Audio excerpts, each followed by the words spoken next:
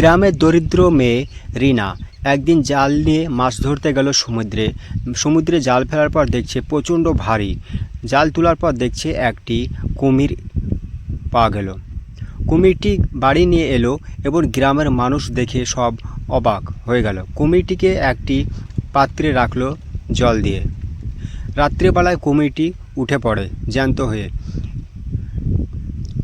এমনকি সব ভেঙে ফেললো এই পাত্রটি। ওকে একটি খাঁচার মধ্যে বন্দি করে রাখলো। আস্তে আস্তে এই কুমিরটি বড় হয়ে গেল, এতটাই বড় হয়ে গেল গ্রামকে তছনছ করে ফেললো এবং মানুষকে হাহাকার করে দিল। সব মানুষ গ্রাম থেকে পালিয়ে গেল এখানে ওখানে, এমনকি শহর রাস্তাঘাট সব শেষ করে দিল। কুমিরটিকে রিনা গলায় দড়ি বেঁধে আবার নিয়ে গেল সমুদ্রের মধ্যে। সে কুমিরটিকে সমুদ্রে রিনা ছেড়ে দিল। দুঃখিনী রিনার জন্য একটি সাবস্ক্রাইব আপনাদের কাছে।